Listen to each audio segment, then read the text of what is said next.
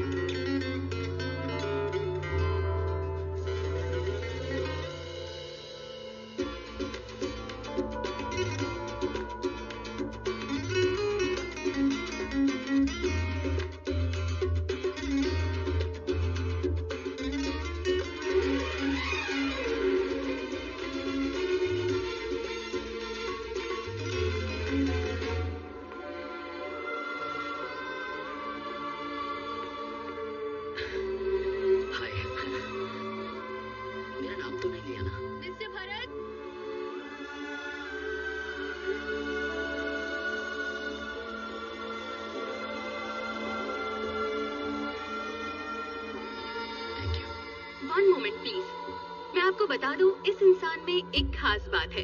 अगर मैं गलत नहीं हूँ तो ये इनकी पहली नहीं 5वीं डिग्री है। भरत, क्या आप हमें बता सकते हैं आपको कौन सी चीज इतना पढ़ने के लिए मोटिवेट करती है?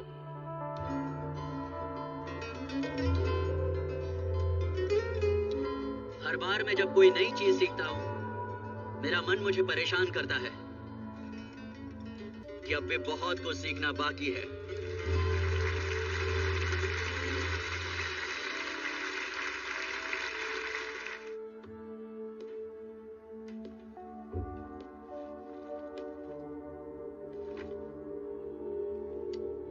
दोपहर में फोन आया था।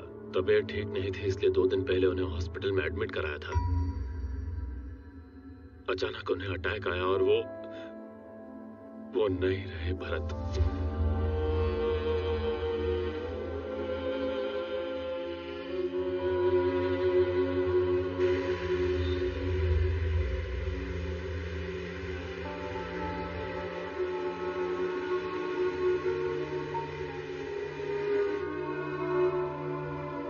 बचपन में मॉम एंड डैड के साथ में इंडिया में रहता था।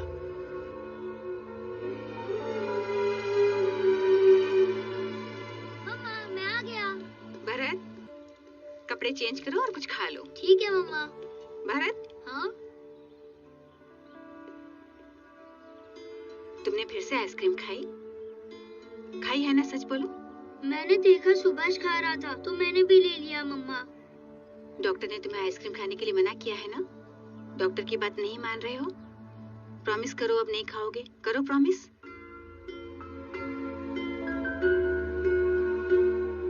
उस बेवकूफ शेर ने अपने शिकार को खो दिया अपनी बेवकूफी की वजह से। समझदारी ताकत से हमेशा बड़ी होती है। चलो बहुत देर हो गई है, अब सो जाओ। पर पापा कब आएंगे मम्मा? किसी काम से बाहर गए हैं, कल आ जाएंगे। फिर वो चले भी जाएंगे? काम के लिए तो जाना पड़ता है। चलो सो जाओ।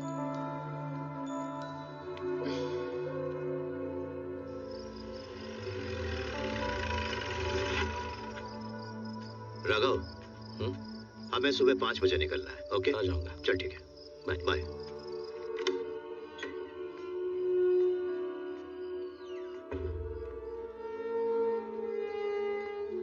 मैं उसे जरा सा भी वक्त नहीं दे पा रहा हूँ। उसके लिए मैं हूँ ना। और तुम्हारे लिए? तुम अपनी दवाई टाइम पे ले रही हो ना?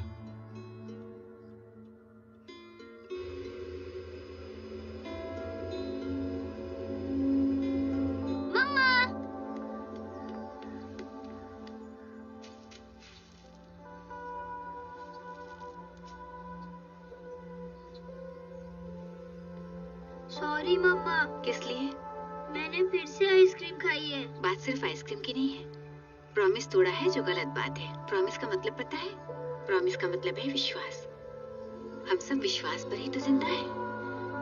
तुमने देखा है ना, सूरज डूब जाता है पर हमसे प्रॉमिस करके जाता है कि वो फिर निकलेगा। अपना प्रॉमिस तोड़े बिना वो हर दिन निकलता है। जरा सोचो, अगर वो प्रॉमिस तोड़ दे और ना निकले तो हर तरफ अंधेरा हो जाएगा। हमारे अंदर भी एक रोशनी होती है। अगर उसे जलाए रखना है तो हमें कभी अपना प्रॉमिस नहीं तोड़ना चाहिए।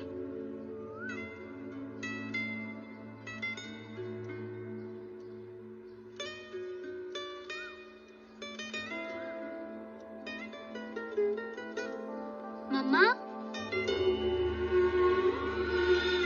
मम्मा, मम्मा, मम्मा उठो मम्मा, मम्मा, मम्मा उठो।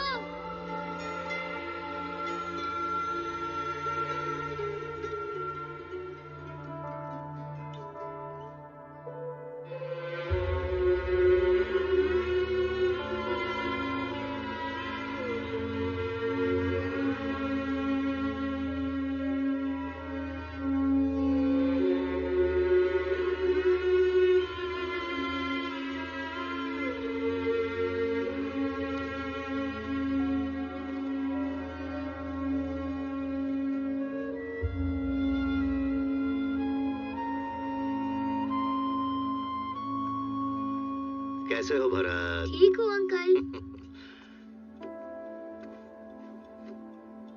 राघव,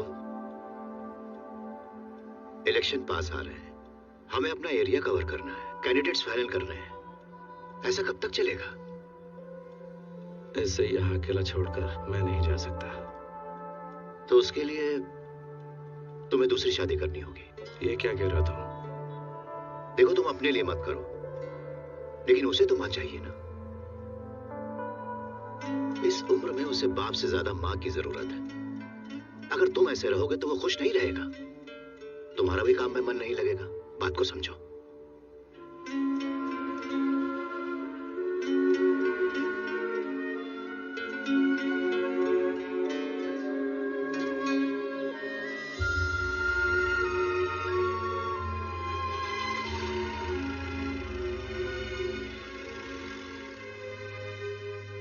माँ, मैं स्कूल जा रहा हूँ। ठीक है।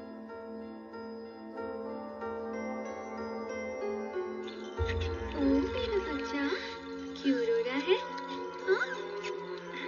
मेरा प्यारा बच्चा। मैं अपनी नई माँ का प्यार पाने की बहुत कोशिश करता रहा, पर ऐसा हुआ नहीं।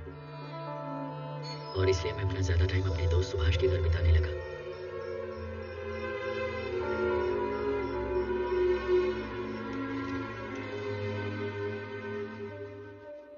दोनों सो गए हैं भाई, सुबह जाएंगे वो।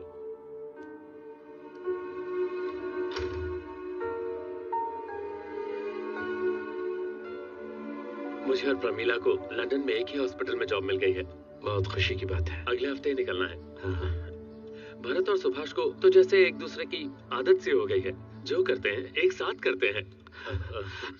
भरत हमारे साथ वहां चलकर पढ़ना चाहता है।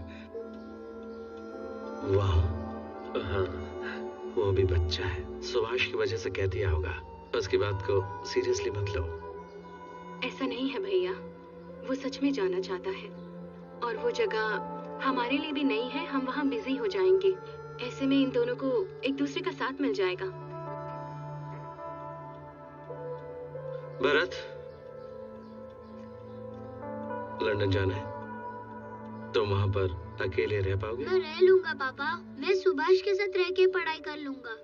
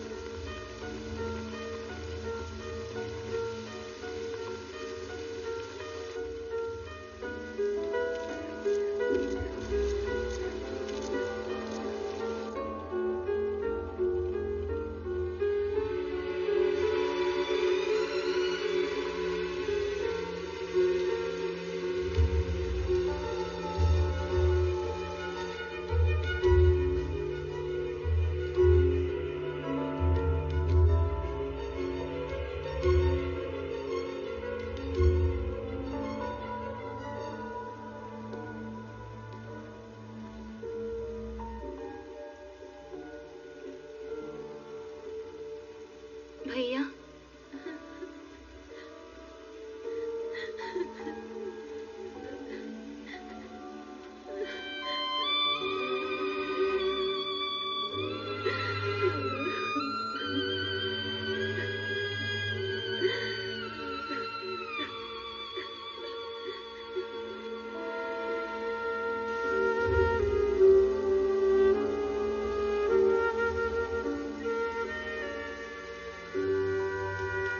बहुत पहले से उसे अस्थमा था।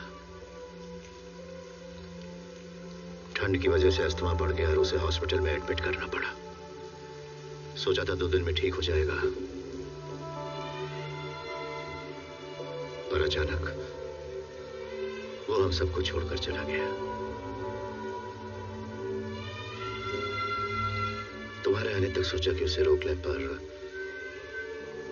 एक भगवान जैसे नेता के जाने की खबर उसके चाहने वालों को बर्दाश्त नहीं हो पा रही थी और हर पल हालात जो थे काबू से बाहर होते जा रहे थे। इसलिए हमने सोचा कि उसका अंतिम संस्कार कर दिया जाए। और कल शाम को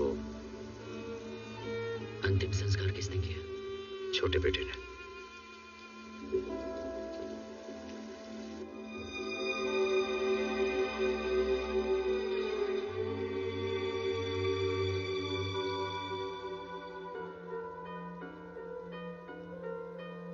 हाय सिद्धार्थ, मैं भरत हूं, तुम्हारा बड़ा भाई।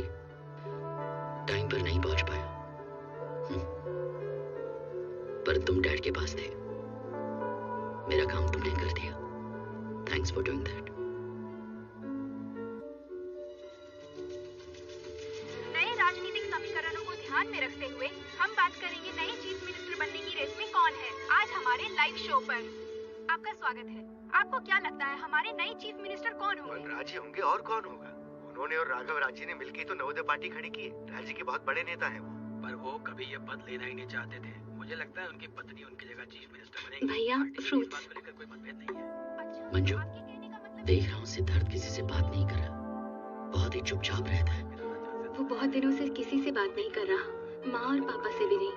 डॉक्टर्स कह रहे हैं कि कोई परेशानी नहीं है, बस वो ऐसे ही किसी से बात नहीं करना चाहता, अपने आप में ही खोया रहता है। पत्नी कैसे चीफ मिनिस्टर बन सकती है? बन सकती है, बिल्कुल बन सकती है। अकेले काम करने से मतलब है ना। कार की चाबी मिलेगी? मुझे कहीं जाना है। सर मैं ले चलता हूँ जहाँ आप जाना चाहेंगे। नहीं नहीं, मैं चला लूंगा, पास ही जाना। ये लीजिए।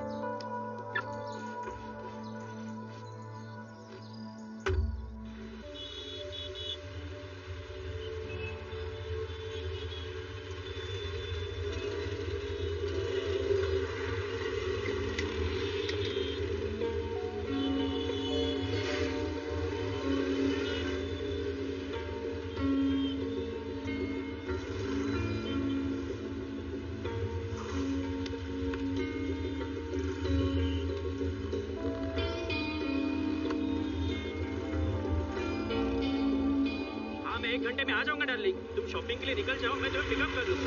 अरे मरेगा क्या?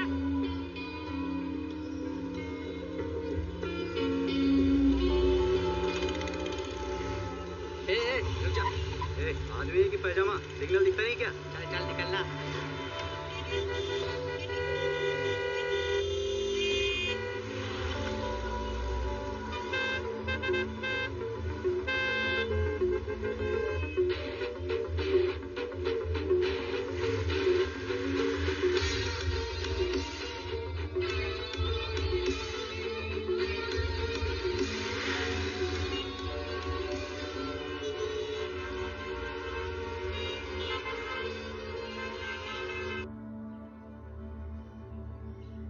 देखिए भैया, चारों तरफ लोग यही बात कर रहे हैं कि आपको सीएम बनने में कोनो इंटरेस्ट ही नहीं है।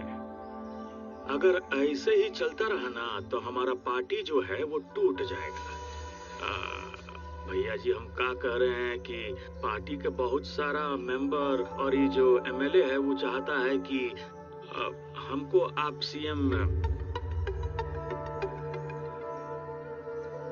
देखिए भैया जी, आप ही के आशीर्वाद से हम यहाँ तक पहुँच पाए हैं।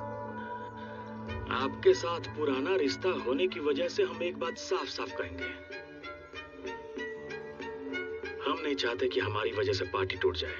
चलते हैं भैया जी। मैं तो बस एक छोटा सा मजदूर नेता हुआ करता था जी, और आपने मुझे मिनिस्टर बना दिया गांव से उठा के। साहब जी, मेरे लोग तो यही चाहते हैं कि सीएम कोई अच्छा आदमी बने, पर जब पता चला कि आप इंटरेस्टेड ही नहीं हो, नहीं बन रहे हो, नहीं बनना चाहते हो, तो साहब मैंने सोचा कि क्यों ना जनता की भलाई के लिए मैं भी कुछ कर लूं, जीवन में मैं भी पुण्य कमा लूं। जो मेरी पार्टी के लोग, मेरे कार्यकर्ता है ना, कहते हैं कि आज के दौर में मैं ही हूँ जो उनकी नैया पार लगाऊंगा, क्योंकि सब थारे हाथ में।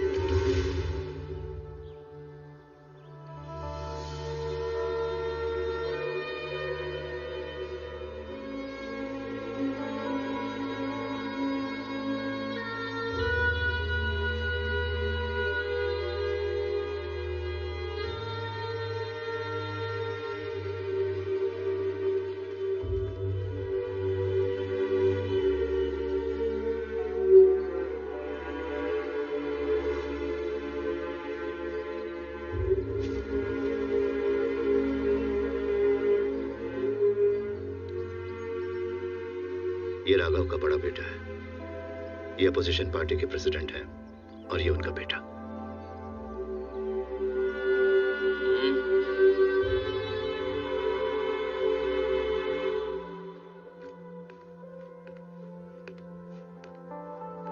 हे अंकल, कल की फ्लाइट की तैयारी कर रहा हूं। वो कल सुबह ही निकलना पड़ेगा। टिकट कैंसिल करा दिया है।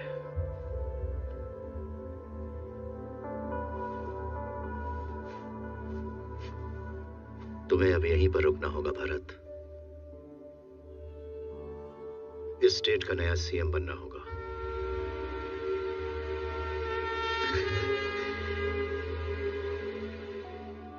आप मजाक कर रहे हैं ना? मैं सीएम बनूं? आपको तो पता ही है कि मैं। बात को समझो, और कोई रास्ता भी नहीं है। तुम्हारे पिता की बात पार्टी में हलचल मच गई है। उन्हें कंट्रोल में करने के लिए समझ में नहीं आ रहा है क्या करूं। ये मेरा काम नहीं है अंकल, और मैं तो यहाँ का हूँ। तुम उसके बेटे हो, ये बात कभी मत भूलना। उसकी जगह लेना तुम्हारा अधिकार है, और यही तुम्हारी जिम्मेदारी है।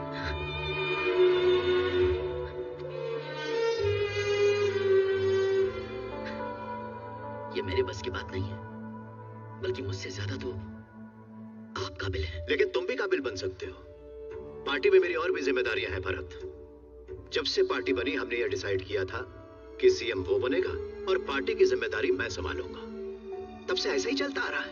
पार्टी को संभालना मेरी जिम्मेदारी है, सिर्फ मेरी। इस वक्त जो भी राजनीतिक हालात हैं, अगर कोई और सीएम बना तो पार्टी पूरी तरह से बिखर जाएगी। पार्टी को अगर बचाना है तो तुम्हें सीएम बनना पड़ेगा। यहाँ आए सिर्फ 10 दिन हुए, यहाँ किसी को नहीं जानता, कुछ नहीं पता मुझे। देखो, हर चीज की एक शुरुआत होती है, और फिर मैं भी तो तुम्हारे साथ हूं। देखो भरत, हमने इस पार्टी की शुरुआत लोगों और राज्य की भलाई के लिए की थी, गरीबों के उत्थान के लिए की थी। वो बीच में ही छोड़कर चला गया। जनता का काम करते हुए भी उसने हमेशा एक बाप होने का फर्ज निभाया। उसने तुम्हारे बारे में भी नहीं सोचा, क्योंकि वो अपने काम में डूबा हुआ था।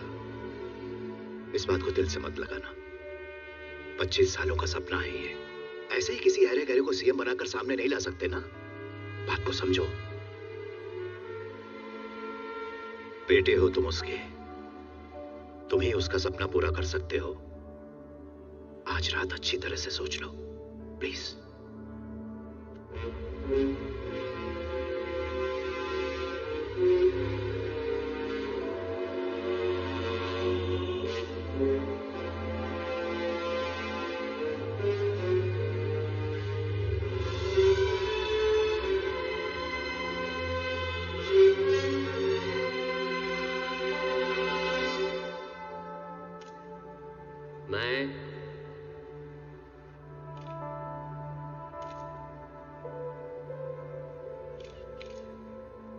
मैं ईश्वर को साक्षी मानकर यह शपथ लेता हूं कि विधि द्वारा स्थापित भारत के संविधान के प्रति सच्ची श्रद्धा और निष्ठा रखूंगा। मैं भारत की प्रभुता और अखंडता अक्षुण्ण रखूंगा। मैं मुख्यमंत्री के रूप में अपने कर्तव्यों का श्रद्धा पूर्वक और निर्वहन करूंगा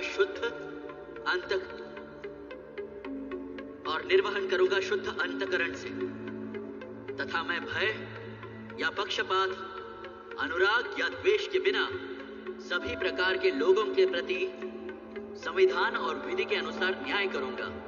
मैं भगवान को साक्षी मानकर शपथ लेता हूं।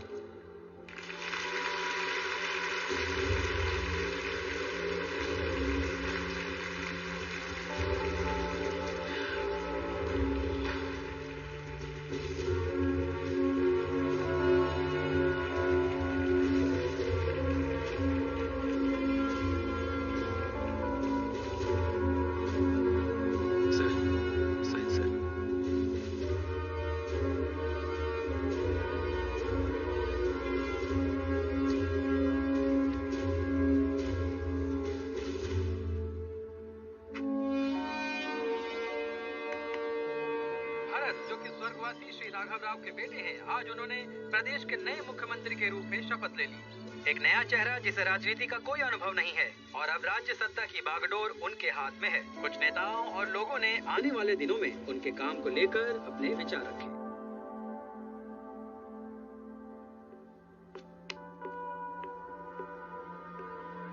गुड मॉर्निंग सर, भास्कर आपका पीएस हूँ, पर्सनल सेक्रेटरी सर। ओह, हाय सर।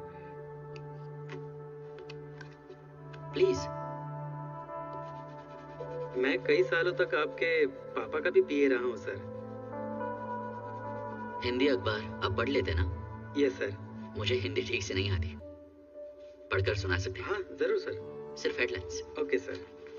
राज्य के इतिहास का सबसे युवा मुख्यमंत्री, राज्य की राजनीति के नए उत्तराधिकारी श्री भरत बने नए सीएम। अंतःकरण, इसे छोड़िए। क्या लिखा है? अब छोटा सा अखबार है सर, कुछ भी छाप देता है। तो पढ़ो। Okay sir. क्या शुद्ध अंतःकरण से काम कर पाएंगे? गो ऑन, पूरी न्यूज़ पढ़ो। Okay sir. आज राजभवन में कई पार्टी के नेताओं के सामने मिस्टर भरत ने मुख्यमंत्री पद की शपथ ली। उनका शुद्ध अंतःकरण शब्द को न बोल पाना कार्यक्रम की चर्चा का विषय रहा। शुद्ध अंतःकरण न बोल पाना चल सकता है, पर सवाल यह है कि क्या वो उसके अर्थ का निर्वहन कर पाएंगे जो सोशल मीडिया में। बस काफी है।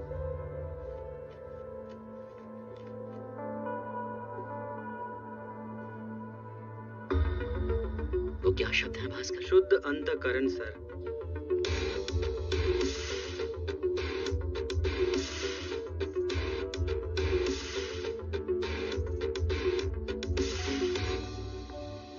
गुड मॉर्निंग सर, मैं मुख्तार, आपका चीफ सिक्योरिटी ऑफिसर।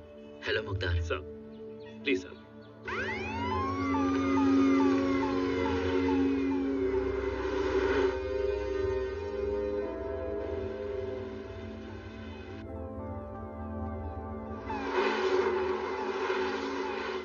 रोड्स इतने खाली क्यों हैं? ट्रैफिक रोक दिया है क्या? वो जब सीएम की सवारी निकलती है तो ट्रैफिक रोकना ही पड़ता है सर। अगर हम ट्रैफिक में फंस जाएंगे तो अपनी जिम्मेदारी पूरी नहीं कर पाएंगे सर। आप पहले भी देख चुके हैं। आप इन लोगों की भलाई के लिए तो काम कर रहे हैं। अगर टाइम पे काम पूरा करना है तो थोड़ी परेशानी तो इन्हें उठानी पड़ेगी।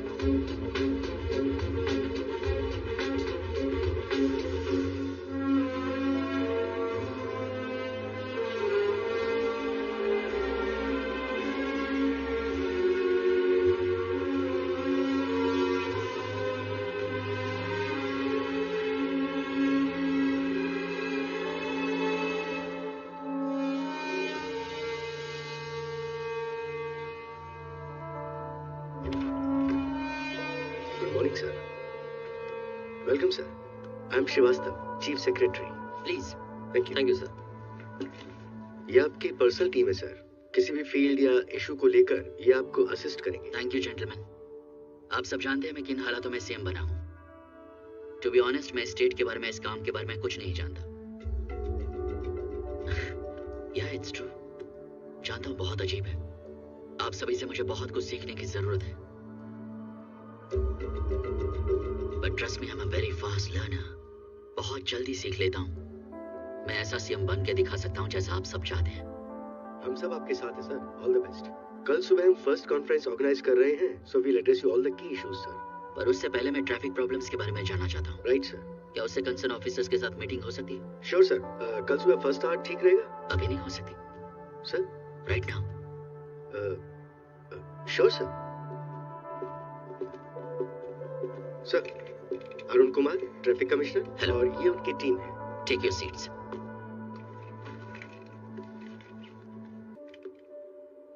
यहाँ जो ट्रैफिक की हालत है वो तो आप बेहतर जानते हैं। टेरिबल। कैन आई से disastrous? Yes sir. Why? Population बहुत ज्यादा है सर। जब भीड़ इतनी ज्यादा हो तो मुश्किल हो जाती है। जब पॉपुलेशन ज्यादा है तो हमें ज्यादा प्लानिंग और डिसिप्लिन की जरूरत है। सॉरी टू से दिस, लेकिन जानवर हमसे ज्यादा ऑर्गेनाइज्ड हैं। फुटपाथ पर लोग गाड़ियां चला रहे हैं, है ना? हम अपनी पूरी कोशिश कर रहे हैं sir. Are you? Yes sir. कैसे? हम पेट्रोलिंग बढ़ा रहे हैं, वन वे को इम्प्लीमेंट कर रहे हैं, ज्यादा सिग्नल्स लगा रहे हैं, लोगों में अवेयरनेस लाने के लिए ट्रैफिक एड्स चला रहे हैं। और फाइन का क्या? सर, फाइन कैसे चार्ज करते हैं? बिना ड्राइविंग लाइसेंस के पकड़े गए तो 500 सर। 2, 3, 4 व्हीलर्स के लिए 10,000 कर दीजिए। सर 10,000। Signal jumping 1000 sir. 20,000 कर दो। ड्राइविंग करते हुए मोबाइल यूज करने पर 1000 सर। 25,000 कर दो, या 25,000। रैश ड्राइविंग और रूल्स ब्रेक करने पर 1000 सर। 30,000। आप इन नए रूल्स की नई लिस्ट बनाकर मुझे दीजिए, हम वो इश्यू करेंगे। क्या कहते हैं उसे? जियो सर। या जियो इश्यू कर देंगे। सर, एक बार फिर से सोचकर और लोगों से भी डिस्कस कर लेंगे सर। अब तक यही करते आए थे ना, कुछ बदला क्या? पर दोबारा विचार करना जरूरी है ना सर। ऐसे तो लोग डर जाएंगे सर। जितने दिनों से मैं यहाँ हूँ मुझे तो एक बार भी नहीं लगा डर। हम एक समाज में रहते हैं, हर किसी के मन में डर और जिम्मेदारी होना जरूरी है।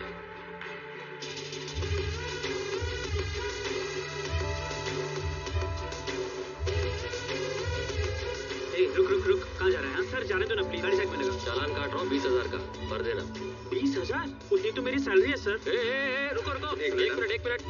हाँ, 25,000 का फाइन है। क्या 25,000? नीचे उतरो, रॉन्ग साइड से जा रहे हो। सर ऑफिस के लिए लेट हो रहा। सर ऑफिस पास में ही है सर। 30,000 फाइन भरो और ऑफिस जाओ। 30,000 फाइन? अगर आप इसी राज्य के नागरिक हैं तो गाड़ी चलाते वक्त सावधान हो जाएं। चालान कभी भी कट सकता है। बिना लाइसेंस के गाड़ी चलाना या सिग्नल जंप करना या वन वे में गाड़ी ले जाना, इससे न सिर्फ आपकी जेब खाली होगी बल्कि आपके पूरे महीने की सैलरी दांव पे लग जाएगी। हालात खराब होगा मियाँ तो वन वे से गाड़ी लेके जाएगा ना। किस बात का 20,000? ये क्या कर रहे हैं तुम लोग? यस, बिल्कुल सही किया। जब तक ये नहीं होगा लोग ट्रैफिक रूल्स फॉलो नहीं करेंगे। बाइक पर बैठने से भी डर लग रहा है। इसके डैड ने इसे बाइक लेकर दी थी, ये वन वे से लेकर चला गया। इसके डैड ने इसकी बाइक बेची, 25,000 रुपए का फाइन भरना पड़ा और इसे कहा दफा हो जाओ। भाई इससे तो अच्छा आप सिटी बस या मेट्रो से जाओ, कोई चक्कर ही नहीं। सर, चीफ इंजीनियर आपसे मिलना चाहते हैं। बहुत सारे काम पेंडिंग पड़े हैं सर। हे भरत, आओ। Good morning sir. बैठो। सुनो, एक प्लेट लगाओ भरत के लिए। नहीं, रहने दो। तो कैसा रहा आज का दिन? आज पहला दिन था। जितने भी मेंबर्स अपॉइंट किए हैं सब सीनियर हैं। मैं अपनी उम्र के लोगों के साथ कंफर्टेबल रहता हूँ। फिलहाल नया काम है ना, ऐसा ही लगता है सब ठीक हो जाएगा। आदत पड़ जाएगी तो। मेरा मतलब यंग ऑफिसर्स रहेंगे। मैं जो करता हूँ सोच समझ कर करता हूँ भरत। कुछ दिनों में आदत पड़ जाएगी तुम्हें। अब दूसरी बात करते हैं। उन ट्रैफिक फाइन्स के बारे में पता चला, पहले मुझसे बात कर सकते थे तुम। मुझे वो ठीक लगा। गुड। सुनो सर, लोग क्या सोच रहे हैं सर, मुझे अपडेट करते रहना, समझे? जाओ। और सुनो सर, होम मिनिस्टर से मुझसे मिलने के लिए कहो। Okay sir. भरत, कोई भी फैसला लेने से पहले अच्छा है कि एक बार कैबिनेट और मुझसे डिस्कस कर लिया करो।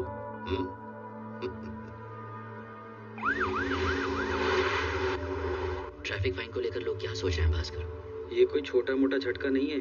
मेरे दोस्त ने 20,000 का फाइन भरा है। शायद उसने सिग्नल तोड़ा था, उसके पास पैसे कम थे तो मुझसे उधार ले लिए। उससे कहना अगली बार सिग्नल ना तोड़े। कितना उधार दोगे तुम?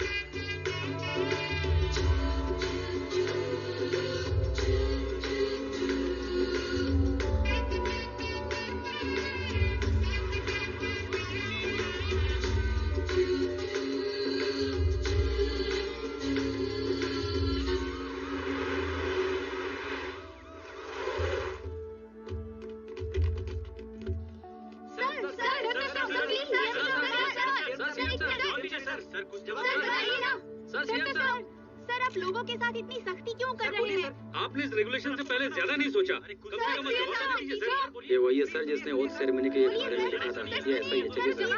जवाब दीजिए सर। जवाब दीजिए सर। जवाब दीजिए CM sir. Sir, traffic fine बढ़ाने के पीछे आपकी मंशा क्या है? उनके लिए कुछ तो बोलिए सर। आपको तो खबर हो ही गई होगी। लोग इतना परेशान है। एक आम आदमी इतना फाइन कहाँ से भरेगा? ये फैसला आपने अपने लोगों से सलाह करके लिया है या खुद ही ले लिया? ये कैसे कर सकते हैं सर? ये तो गलत है सर।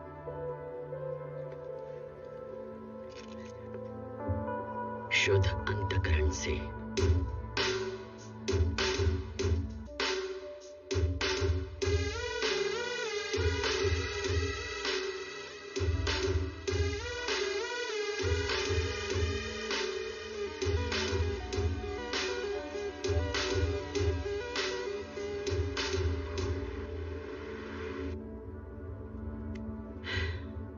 भास्कर सर, क्या लगता है तुम्हें कैसी होगी वो बस स्टॉप वाली? किस ड्रेस में आई होगी? मुझे कैसे पता होगा? अंदाजा तो लगा। तुम्हारी जॉब नहीं जाएगी? हाँ, आज श्रवण शुक्रवार है तो मेरी वाइफ ने सिल्क की साड़ी पहनी होगी। अगर वो भी ये दिन मानती है तो आई एम श्योर वो आज साड़ी ही पहनकर आएगी।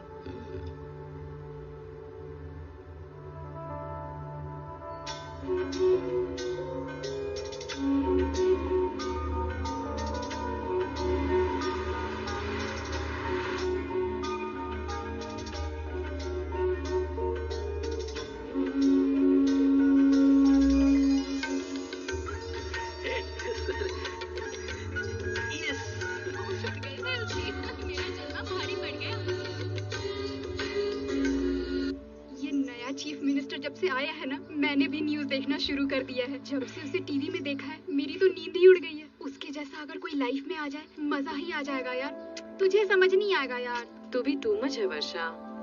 इसमें टू मच क्या है? Thank you. उसके जैसे किसी को चाहने में आखिर बुराई क्या है? वो बैचलर नहीं है क्या? घर वाले तो शादी करेंगे ना उसकी। पता नहीं वो किसकी किस्मत में होगा। एक बात बताओ, शादी का मौका मिलेगा तो नहीं करोगी? करोगी या नहीं बोलो? मुझे लगता है कि मौका मिलेगा ही नहीं हमें। चलो बस अब तुम बताओ, चांस मिलेगा तो नहीं करोगी? अगर तुझे चांस मिले तो तू क्या करेगी? चांस मिलेगा तो करोगी हाँ या ना?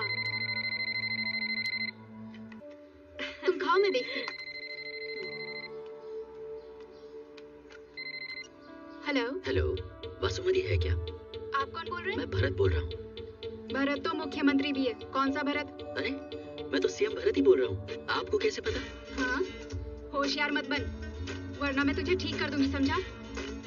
मैं चीफ मिनिस्टर भरत ही बोल रहा हूँ। दिमाग खराब मत कर, मेरा फोन रख, समझा? चल रख। किसका था?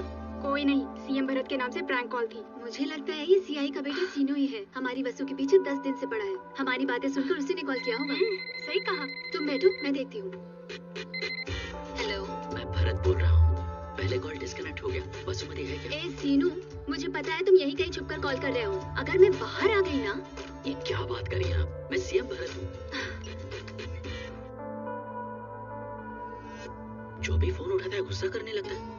आप फोन पे खुद को सीएम बताएंगे तो कौन मानेगा सर? One last try.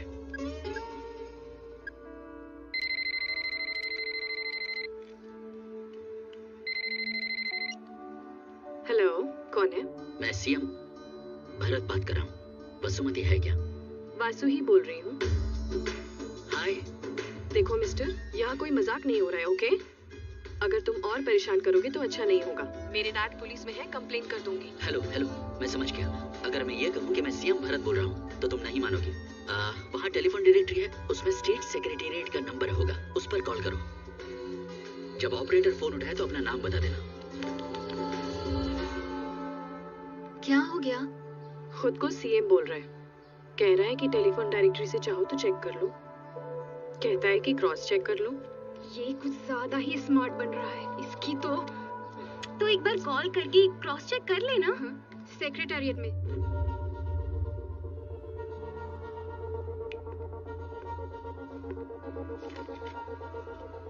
हाँ, यहाँ है। 040 233। सच में करूँ क्या? हाँ, come on. 4340। Hello. Hello ma'am, मैं वासु बोल रही हूँ। Hello madam, 1 second, CM sir को कनेक्ट कर रही हूँ। CM. Hello, Vasumathi. Hi sir. Sorry, direct call करने से कंफ्यूजन हो गया था। वो रोज पार्लियामेंट जाते हुए तुम्हें बस स्टॉप पे खड़े देखता हूँ। You look so different. I mean in a nice way. तुमसे एक बार मिलना चाहता हूँ, मिलकर कुछ कहना चाहता हूँ। कॉफी पी सकते हैं? सर, कल कॉलेज है, मुझे भी ऑफिस जाना है। कल सवेरे ही मिलते हैं, 7:30 बजे। ओके, मैं जगह डिसाइड करके तुम्हें फोन करता हूँ। ओके? क्या हुआ? कह रहा है कल सुबह मिलेंगे, साथ में कॉफी पियेंगे, थोड़ी देर में जगह बताएंगे। सीएम भारत के साथ कॉफी, चांस मिस नहीं करना चाहिए। हम सब चलते हैं। हाँ, ठीक है। वासु बेटा। हेलो हाय दादी। हेलो बेटा। चलो वासु चलते। Bye bye.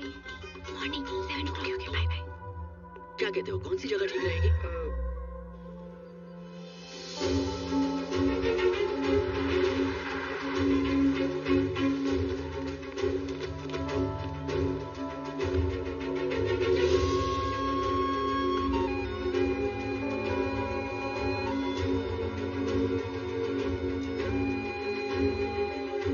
Welcome sir.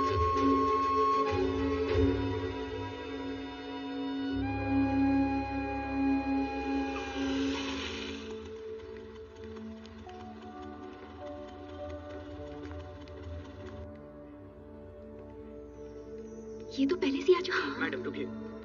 हमें सीएम सर ने बुलाया है।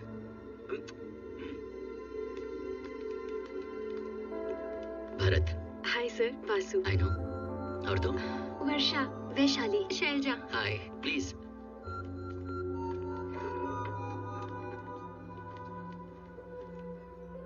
क्या लोगे तुम? कॉफी। भास्कर कहता है यहाँ इडली बहुत अच्छी है, मैं इडली भी लूंगा। इडली तो मैं भी लूंगी। मैं आजकल डाइटिंग कर रही हूँ, अगले महीने से लड़के देखने आएंगे ना। I love juice. बैठ जाओ भास्कर। ऑर्डर देके आता हूँ सर। तो क्या करती हो तुम? मैं एमबीए फाइनल ईयर में हूँ। उसके बाद? अभी तक डिसाइड नहीं किया। बिल्कुल वैसे ही रहना जैसे बस स्टॉप पे रहती हो।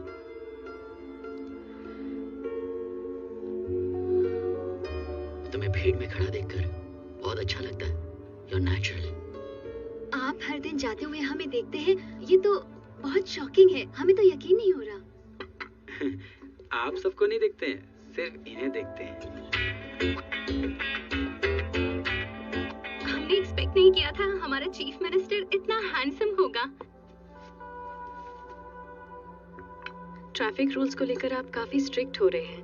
Really great. लेकिन रोड्स भी तो ठीक होने चाहिए ना।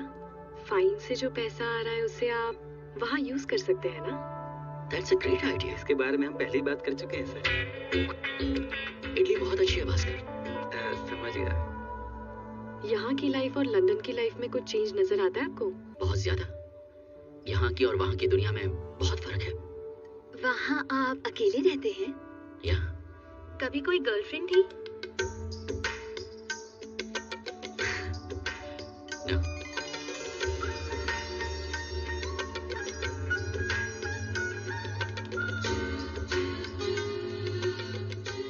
ट्रैफिक की तरह आपका नेक्स्ट प्लान क्या है सर?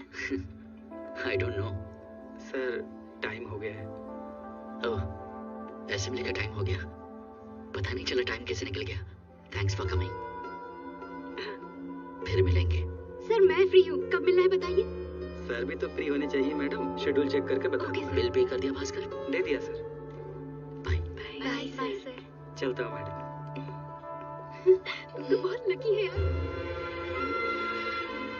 सेशन शुरू करने से पहले मैं अपने इस पूरे सदन की तरफ से हमारे नए मुख्यमंत्री श्री भरत गार्गी को मुबारकबाद देती हूँ। सदन के इस पहले सेशन में उनका स्वागत है।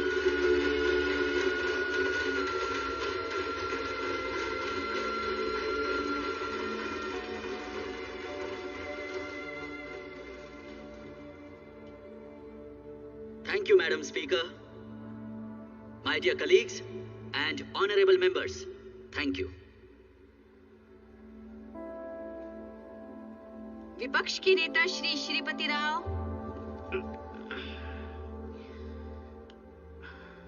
ऑनरेबल स्पीकर, मुझे नहीं पता कि ये गवर्नमेंट या चीफ मिनिस्टर को याद भी है कि ये डेमोक्रेटिक कंट्री है। मुझे तो लगता है ये सीट इन्हें विरासत में मिली है। इन्हें लगता है ये राजशाही है। सरकार का काम है जनता की सुरक्षा, सरकार का काम है जनता के दुखों को दूर करना, जबकि फाइन के नाम पर यहाँ खून चूसा जा रहा है। सिग्नल तोड़ा 10,000, गाड़ी थोड़ी तेज चलाई तो 20,000, कुछ उल्टा सीधा हो गया तो 25,000। ये सब हो क्या रहा है? इस तरह तो आप जनता को मार ही डालेंगे।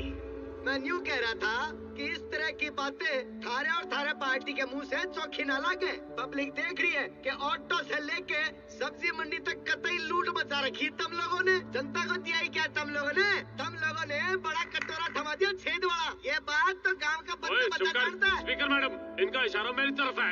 ये बकवास कर रहे हैं कि मैं ऑटो वालों और सब्जी वालों से हफ्ता लेता हूँ। मिस्टर मलेश, प्लीज बैठ जाइए।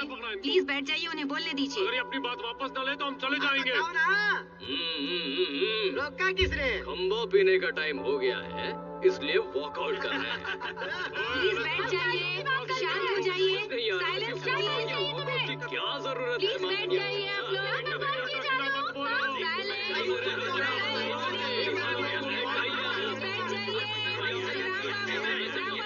शांत हो जाइए, बैठ जाइए। Silence please. हम यहाँ चुपचाप बैठकर तुम लोगों की चूहे बिल्ली की कहानी सुनने नहीं आए हैं। हम जनता की तरफ से सिर्फ जवाब चाहते हैं। रहने दो बस। तुम सिर्फ अपनी साड़ी और ज्वेलरी दिखाने के लिए खड़ी हुई हो। सबने देख लिया, बैठ जाओ, हो गया। मुझे मेरी चूहे क्यों है? प्लीज सिट डाउन, प्लीज बैठ जाइए।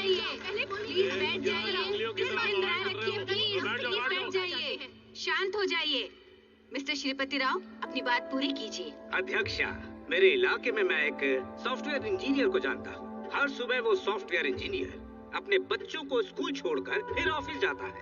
ऑफिस लेट पहुँचे तो प्रॉब्लम होगी इसलिए देर ना हो जाए तो फिर वो शॉर्टकट लेके वन वे से ऑफिस पहुँचता है। पुलिस उसे पकड़ लेती है और 25,000 का फाइन लगा देती है। ऐसे में वो इंसान अपने परिवार का खर्चा कैसे चलाएगा? मैं चाहूंगा सरकार इसका जवाब दे। लीडर ऑफ द हाउस जवाब देंगे। Thank you madam speaker. जो कुछ भी अपोजिशन लीडर ने कहा मैंने सब सुन लिया। बस 1 मिनट प्लीज। ट्रैफिक रूल्स के लगाए जाने वाले जुर्माने को लेकर लोग कितने परेशान हैं, डिटेल में बताया गया। इसका एक बहुत ही सिंपल सॉल्यूशन है मैडम स्पीकर। किसी को भी फाइन देने की जरूरत नहीं है। अगर लोग सही तरीके से ट्रैफिक नियमों को फॉलो करें, 1 रुपए भी फाइन देने की जरूरत नहीं है। खुशी खुशी अपनी पूरी सैलरी घर ले जाओ। तो बजाओ ताली।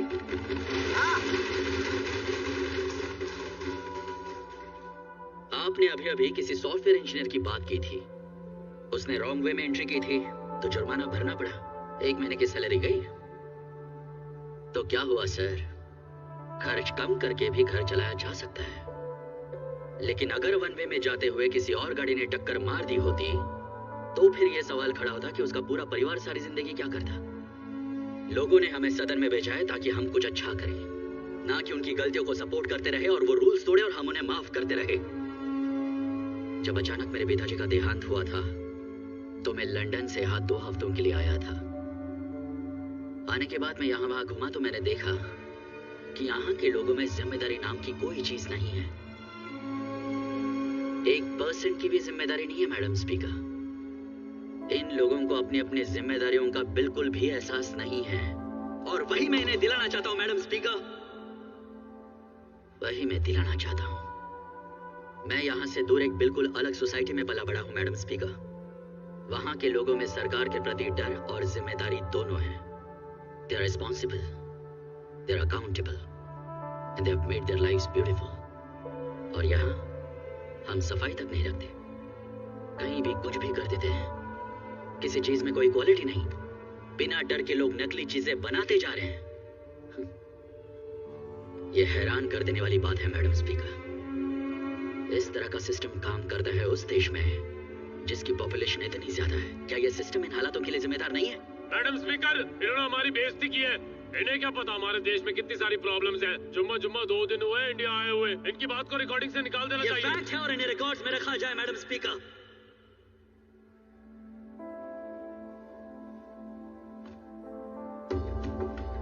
इस समाज में रहने के लिए जरूरी है डर, जिम्मेदारी और जवाबदेही। मैं सिर्फ फाइन्स पर नहीं रुकूंगा मैडम, और भी बहुत कुछ है जो करूंगा। किसी भी काम को करने के लिए गाइडलाइंस और नियम बनाए जाएंगे और अब से हर किसी को उन्हें फॉलो करना पड़ेगा। अगर मैं उन आम लोगों पर ज्यादती कर रहा हूं जो वोट्स देते हैं, तो फिर जो लोग सर्विस में हैं, working class, businessman, officials, doctors, political leaders, अगर कोई गलती करता है तो उन पर कितना बड़ा जुर्माना लगना चाहिए, ये मैं उन्हीं पर छोड़ता हूं मैडम स्पीकर। अगर इस हाउस में सबके डाउट्स क्लियर हो गए हैं तो with your permission I will take a leave madam speaker.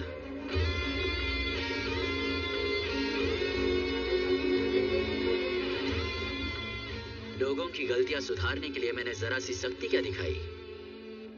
आपने तो मुझे राजशाही से कंपेयर कर दिया, पर मेरे लिए तो माँ बाप गलती करने के बाद जो पनिशमेंट देते हैं ये वैसा है। मैं एक नया वक्त लेकर आऊंगा। मैं लोगों की भलाई के लिए किसी हद तक भी जाऊंगा।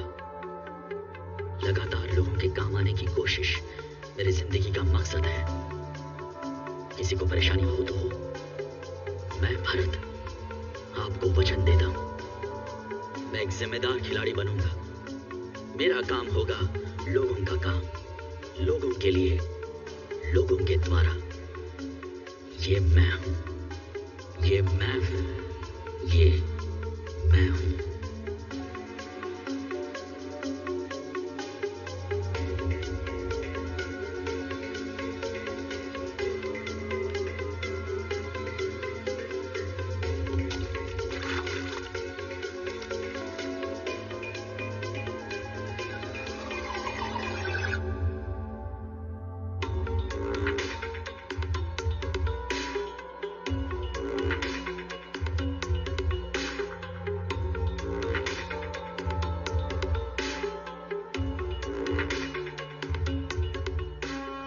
से ऐसा बजट बनेगा जो लोगों के समझ में आ सके, जिसमें हर हिसाब लिखा जाएगा।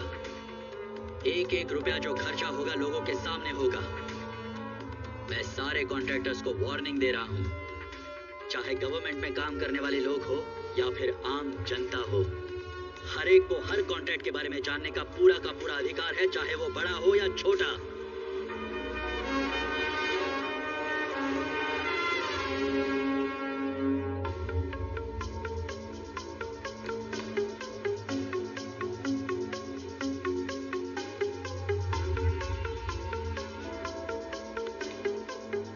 पुलिस स्टेशन की हर चीज सही होनी चाहिए। सर, यूं ही तुम लोगों का ट्रांसफर नहीं किया है मैंने। आपका इंटरेस्ट, आपकी सेंसिबिलिटी और आपके काम करने का तरीका, उस हिसाब से आपकी पोस्टिंग अलग अलग डिपार्टमेंट्स में की जा चुकी है। उम्मीद है आपकी हिम्मत और ऑफिसर्स को भी इंस्पायर करेगी। मैं भरत आपको ये वचन देता हूँ, मेरा काम होगा लोगों का काम, लोगों के लिए, लोगों के द्वारा। ये मैं हूँ, ये मैं हूँ, ये मैं हूँ।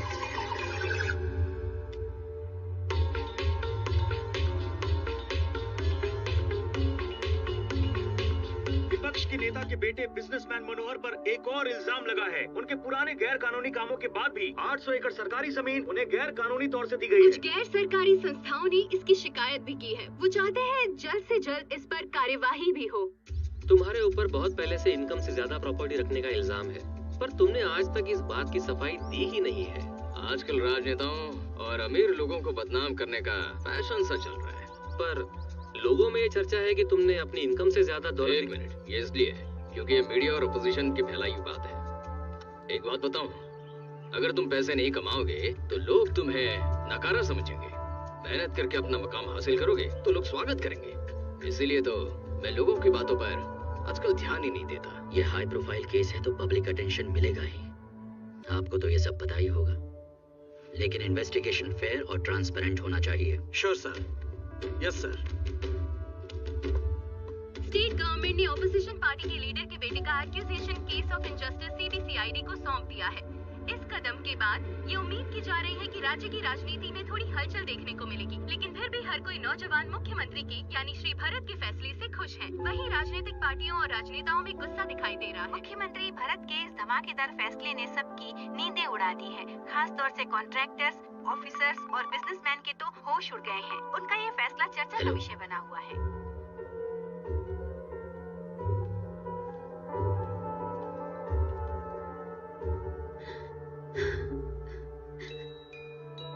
डिनर करने के बाद सो गया। अचानक सांस लेने में तकलीफ होने लगी इसे। हम डर गए और हॉस्पिटल ले आए। पता नहीं ये कब इस बात को समझ पाएगा कि इसके पापा अब नहीं रहे। कल शायद इसे डिस्चार्ज मिल जाएगा। सिद्धार्थ के साथ मैं रुकता हूँ, आप घर जाइए। तुम परेशान मत हो बेटा, तुम्हें और भी काम है। कोई बात नहीं, मैं रुक जाता हूँ। तुम मॉम के साथ घर जाओ, कल मैं और सिद्धार्थ दोनों आ जाएंगे।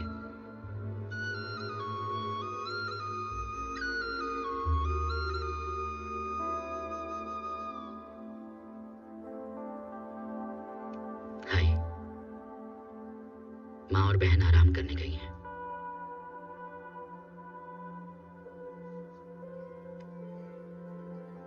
मुझे भी बचपन में डैड के साथ वक्त बिताने का मौका नहीं मिला। वो काम में बिजी रहते थे और मैं उन्हें मिस करता था, बहुत मिस किया।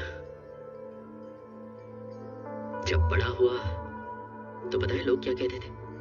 Your father is a great man. तुम लकी हो कि तुम उनके बेटे हो। मुझे बड़ी हैरानी होती थी। बहुत समझ में आया कि वो कितना बड़ा काम करते थे। अपने फ्रेंड्स के डैड से भी बहुत बड़ा काम, बहुत जिम्मेदारी का काम। You know what a complete man is? चलो मैं तुम्हें बताता हूँ। जो कभी कोई गलती नहीं करे, कभी किसी को हर्ट ना करे, अपना काम ईमानदारी से करे, अपनी और अपने परिवार के लोगों की जिंदगी खुशहाल बना सके। Our dad was that. He made us proud. तुम्हें और मुझे उनके जैसा बनना है। We should make him proud. और हम ये कर सकते हैं।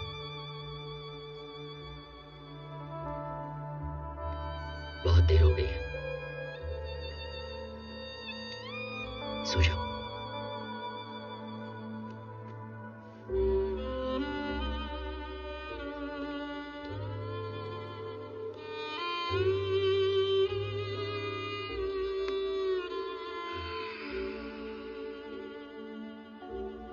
अभी पता चला मुझे। अब कैसा है वो? अभी सोया है। डॉक्टर्स कह रहे थे कि कल तक डिस्चार्ज मिल जाएगा।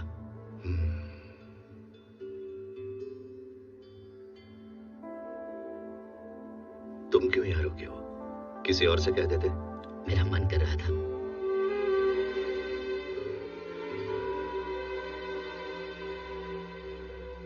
तुम्हें बचपन से देखता आया हूं मैं। अब बहुत खुशी होती है जब लोग तुम्हारी तारीफ करते हैं। Good, well done. Okay uncle, चलो बाय। Good night. भरत, शायद तुमने कुछ ऑफिसर्स के ट्रांसफर के लिए जीओ इशू करने के लिए कहा। अभी के लिए उसे रोक देना, मैं बताऊंगा तुम्हें। मैंने काफी अच्छे से स्टडी करने के बाद यह तय किया है कि कौन सा पोस्ट किसके लिए अच्छा है अंकल।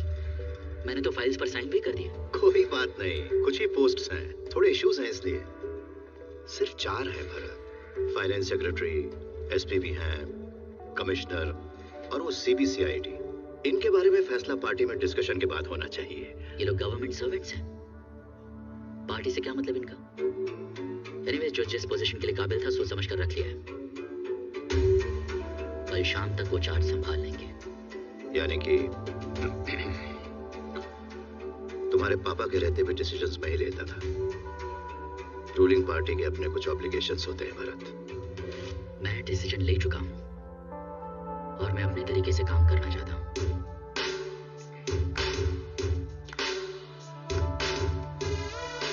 कम से कम वो सीआईडी वाला सबसे की तरह भाव-तोल मत कीजिए। आपके बार-बार कहने से मुझे अजीब लगता है। मैं अपना काम जानता हूं अंकल।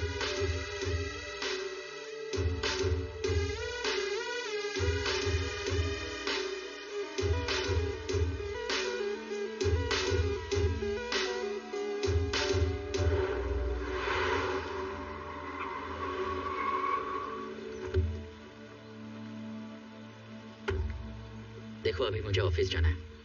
मैं तुमसे शाम को आके मिलूंगा। तब तक आराम करो। ना जाओ।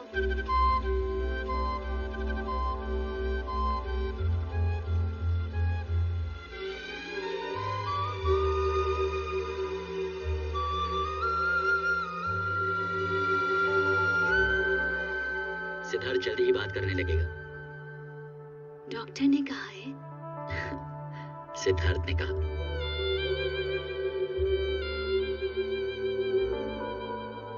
All the Council of Ministers, Officers and Secretaries, यहाँ आने के लिए शुक्रिया। ये हमारी पहली कैबिनेट मीटिंग है। यहाँ पर मौजूद सभी लोग मुझसे बड़े हैं और ज्यादा एक्सपीरियंस्ड हैं। इस मीटिंग के शुरू होने से पहले मैं आप सभी लोगों से कुछ जानकारियां हासिल कर लेना चाहता हूँ। इसमें क्या होगा सर? हर कोई एक कदम चलकर ही यहाँ तक पहुँचा है। इस टर्म के खत्म होते ही हम आपको भी अपनी जैसा एक्सपीरियंस बना देंगे। Thank you. जब मैंने डिपार्टमेंट्स के बारे में जानना शुरू किया तो मेरे मन में कुछ सवाल आए। सबसे पहले education department. Vidyasagar ji. Sir, हर साल गवर्नमेंट स्कूल्स में बच्चों के एडमिशन्स कम होते जा रहे हैं। हर साल 50,000 स्टूडेंट्स कम होते जा रहे हैं। कई सौ स्कूल्स बंद होने की कगार पर है। बहुत से स्कूलों में स्टूडेंट्स की परसेंटेज सिंगल डिजिट पर आ गई है। I mean, ऐसा लग रहा है कि इन स्कूलों को चलाने का कोई फायदा ही नहीं। अच्छा यही है कि इन सबको बंद कर दें।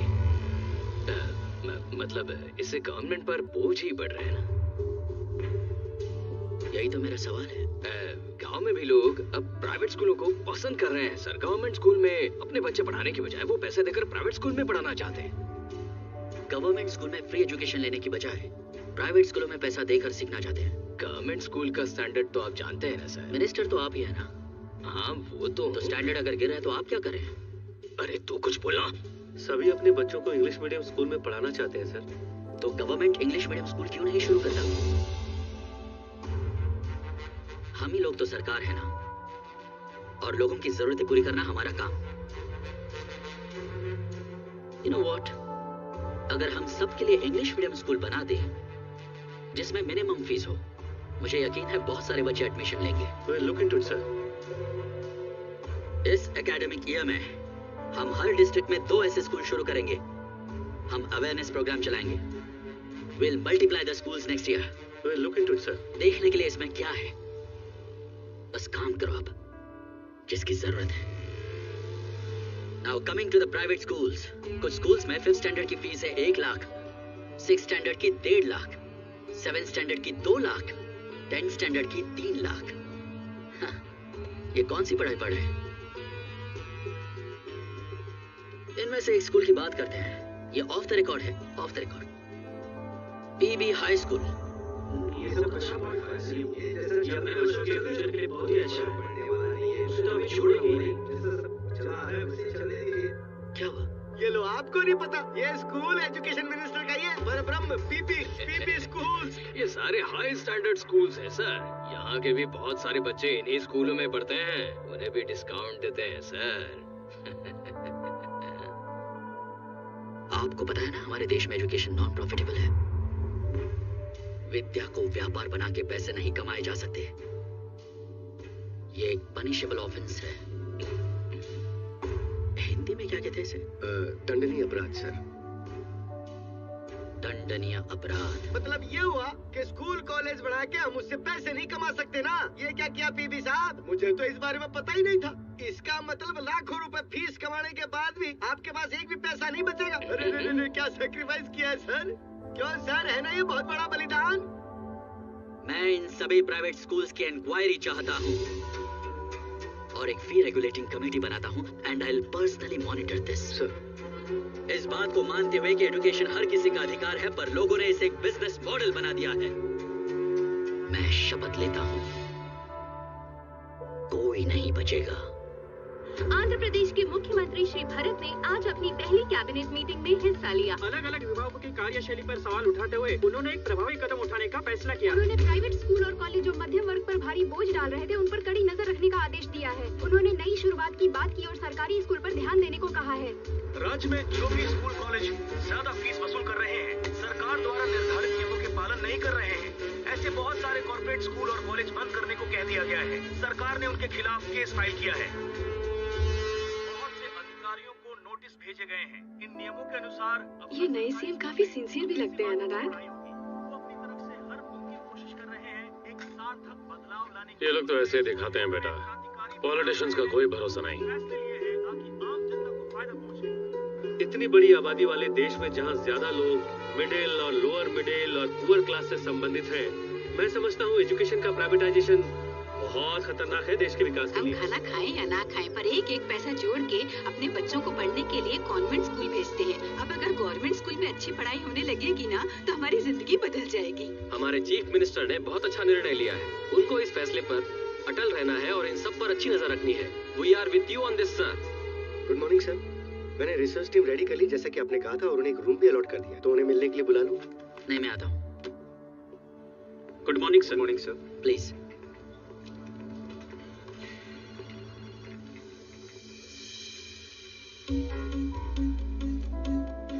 सर, सुधीर, कैलाश, रोहन, बासुमती और स्वप्ना, ये लोग सिविल्स की तैयारी कर रहे हैं सर। ये रिसर्च इनके लिए भी यूजफुल होगी सर। सर। हाँ? Please sit down. हमारे जो की इश्यूज हैं, उस पर मुझे डिफरेंट कंट्रीज, स्टेट्स, उनकी पॉलिसीज, मेथड्स, इन सब का डेटा चाहिए।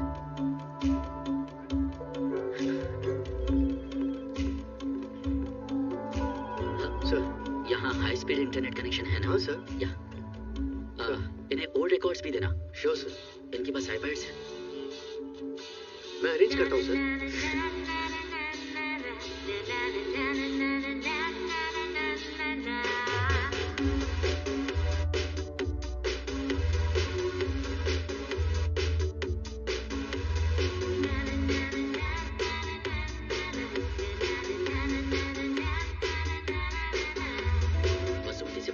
कौन बात कर रहा है? मेरा नाम भरत है सर, मैं उसका फ्रेंड हूँ। तुम्हारे फ्रेंड भरत का phone. Hi sir.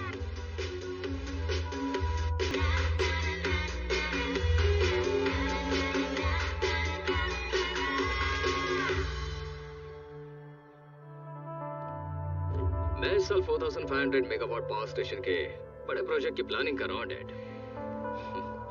Sir, CBCID से कुछ लोग आपसे मिलने आए हैं।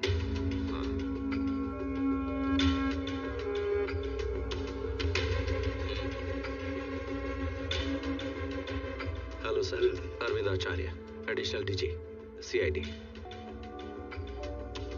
आप पर आय से अधिक संपत्ति का केस फाइल हुआ है। मैं इस केस को साफ सुथरे और ट्रांसपेरेंट तरीके से इन्वेस्टिगेट करना चाहता हूँ। आपका सपोर्ट चाहिए मुझे। जरूरत पड़ने पर आपको CBCID ऑफिस आना पड़ेगा और बेहतर होगा आप इसके बीच में ना आए। यही बताने आया था।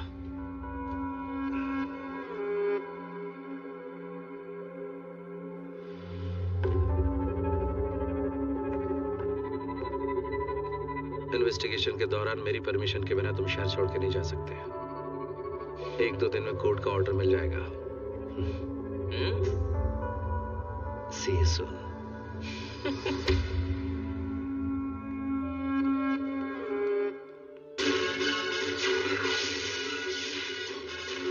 आप जानते हैं कि ऑपोजिशन लीडर के बेटे मनोहर के ऊपर काफी सारे चार्जेस लगे हुए हैं। सरकार ने ये केस CBCID को सौंप दी है। आप इसके बारे में क्या कहेंगे? पहले मीनाक्षी जी।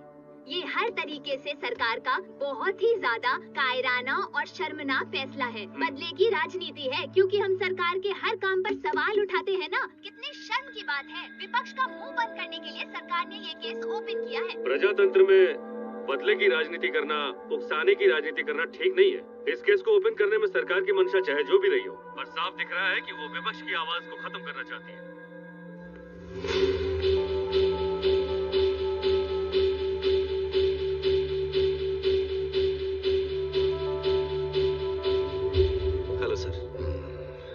कहां तक पहुंचे? सर, वही ऑपोजिशन पार्टी के बेटे वाला केस इन्वेस्टिगेशन कहां तक पहुंचा? प्रोग्रेस काफी अच्छी है सर। कुछ इंपॉर्टेंट एविडेंस हाथ लगे हैं। हम पूरी कोशिश करें कि अगली सुनवाई तक जजमेंट भी आ जाए। नाम क्या है तुम्हारा? अरविंद आचार्य। हमारी एक रूलिंग पार्टी है। अगर ये सब कुछ अपोजिशन पार्टी की फैमिली के साथ होगा तो लगेगा कि हमने उनके साथ षड्यंत्र किया है। बेकार में हमारी पार्टी की बदनामी होगी, जो हम नहीं चाहते। सर, सरकार की तरफ से हम पर कोई दबाव नहीं है। हम ये केस बिना किसी भेदभाव के इन्वेस्टिगेट कर रहे हैं। मैं जानता हूँ, लोग नहीं जानते। केस बंद कर दो। हम अपना फर्ज पूरा कर रहे हैं सर। गुनहगार को सजा मिलनी ही चाहिए।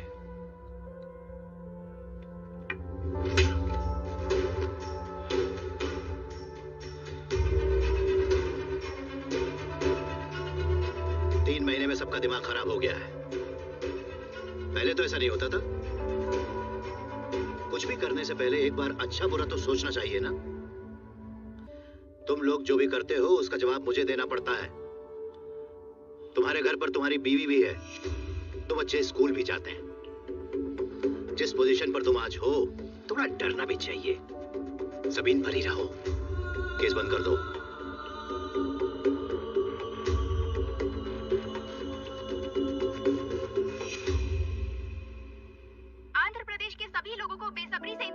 ऑपोजिशन लीडर के बेटे मनोहर के केस में क्या फैसला आएगा। हम बता दें कि हाई कोर्ट ने अपने फैसले में उन्हें क्लीन चिट दे दी है।